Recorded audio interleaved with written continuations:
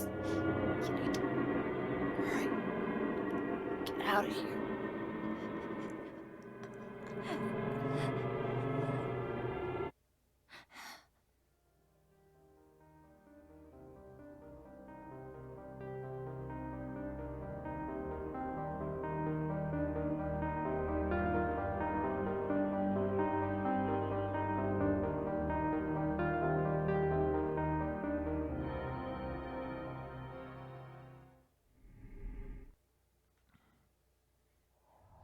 The unfortunate thing about the piece of music is that it is not on the official soundtrack. There are a bunch of tracks in this game that, for whatever reason, weren't published as like part of any of the official releases.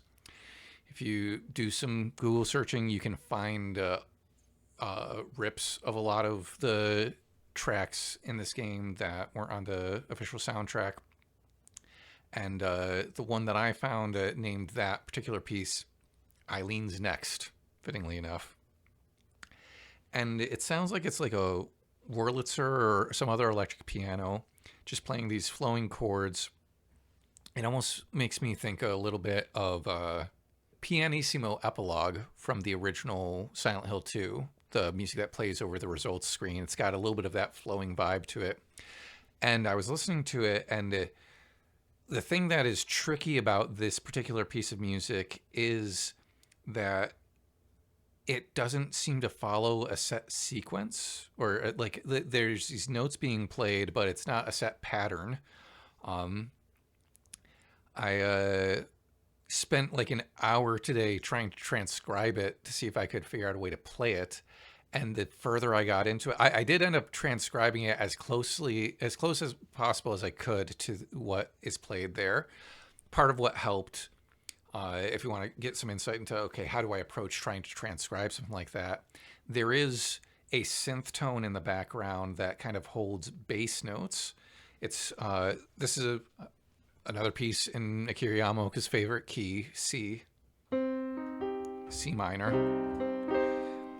And there is a synth tone in the background that is essentially holding these pad notes that are like just C, and then E flat, and then G, and then back to E flat, and then back to C at the end. The way that it fades in, it kind of starts on the E flat on the way back down to the C part of the sequence. And those notes I latched onto when trying to figure out, okay, what is the actual rhythm or meter of this piece of music? Those bass notes change basically on an 8-beat sequence. Like if we're considering our pulse to be like a 1, 2, 3, 4, 5, 6, 7, 8, 1, 2, 3, 4, 5, 6, 7, 8, 1, 2, 3, 4, 5, 6, 7, 8, 1, 2, 3, 4, 5, 6, 7, 8. Although, for whatever reason, switching from the E flat to the G, it actually hangs on the E flat for like an extra beat, and on the G for one less beat. So it's still like you could still map it out in 4/4 if you wanted to, but you essentially you just have an extra beat of the E flat and then one less beat of the G. While those bass notes are playing, you have this flowing keyboard riff that I really wanted to try and learn for you all, and I transcribed it. I'll even bring up my transcription, because it took the time to do it, so I might as well show it off. I don't know that it is perfect, and I was also doing it using Guitar Pro, which isn't the best program for transcription, but it's the one that is most intuitive for me, unfortunately.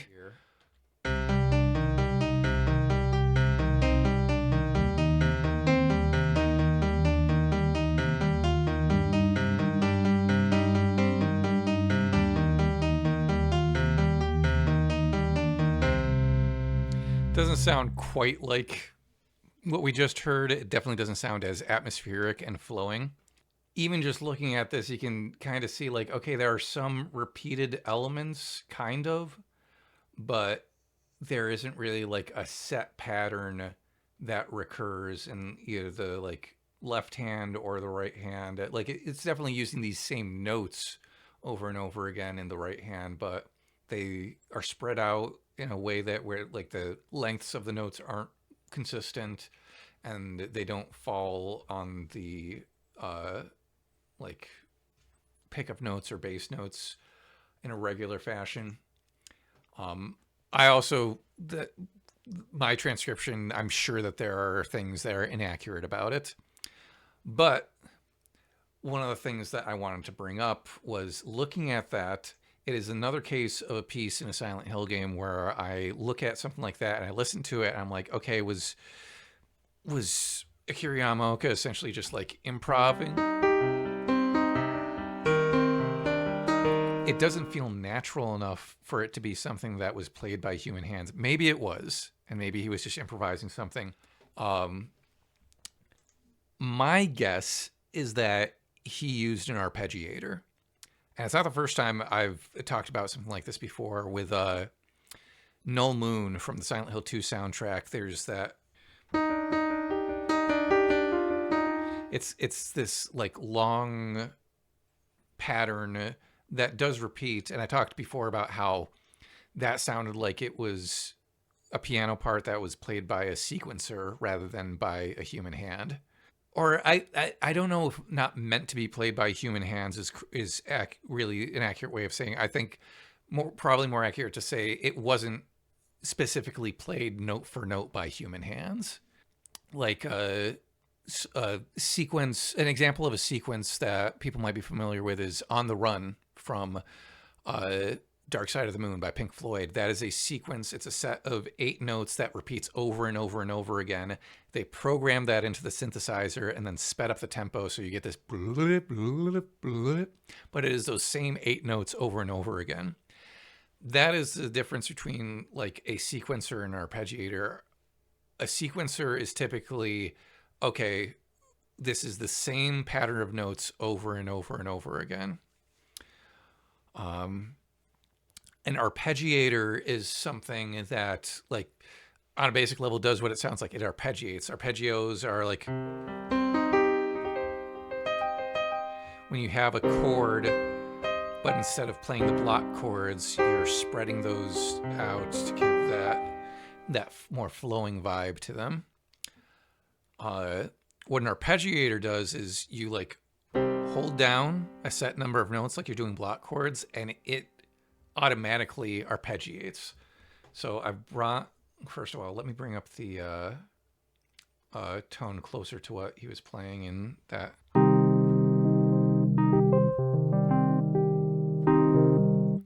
To show you what I'm talking about, here's a basic arpeggiator pattern. This is, okay, I'm going to hit a bunch of notes and it's just going to play them in order from lowest note to highest note.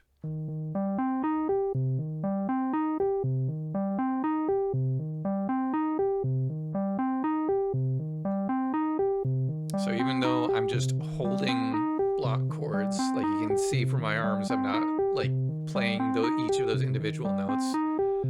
If I was, it would look like this. Sound like that. This is a program playing each of those notes with the exact same intensity and length.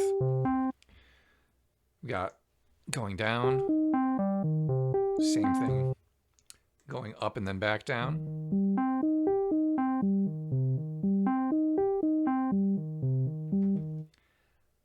Down and then back up.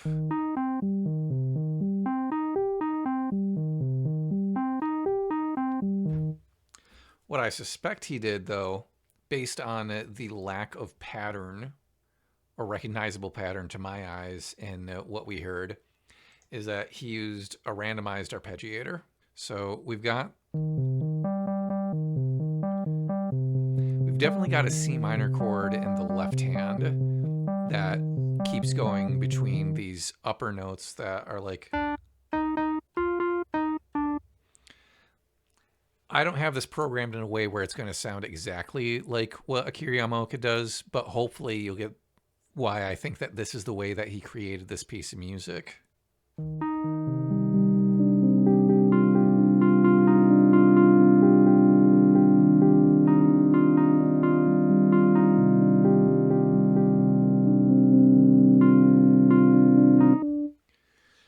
So obviously, again, it doesn't sound exactly like what he created, but there are ways that you could program the arpeggiator to you could put parameters around it of like, okay, whenever I hit one of these upper notes, then that should take priority or something. Or maybe he recorded it as two separate parts. He's got like the lower part doing the in-between notes, and then he's hitting the accented notes in the treble. But that is just my theory as to how he created a piece of music like this.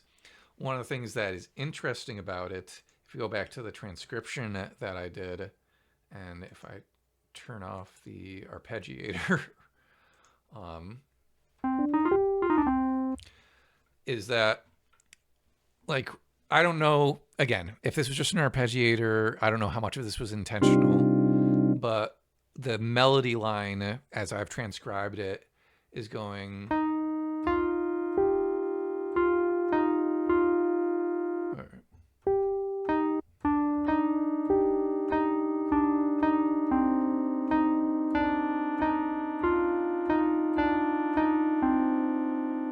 have none of the timing right. But hidden within there is a couple of instances of our good friend, the DSire, which, again, I don't know if it was intentional. This is the whole thing about interpretation. Like, it's not always about intention. It's what can we find in the text that, whether it was intended or not, we can draw meaning from. And whether it was intended or not, I think it's very appropriate that in a scene where we've gotten so much foreshadowing of Eileen being the next victim, and we're not sure if she's going to survive, we get this classic example of the melody that we associate with death and doom, the Dies Irae. Happens up there. And I think we get another instance of it here. But yeah, all that to say, between that and the notes he's chosen and the flowing feel that this whole arpeggiated pattern gives, or lack of pattern, it was interesting watching this game after having not played it since like 2006, 2007, 2008, somewhere around there. And hearing a piece of music where I was like, I really like the sound of that. Is that on the soundtrack anywhere? And I was like, and it wasn't on the official soundtrack. I'm like, crap. I want to talk about it though.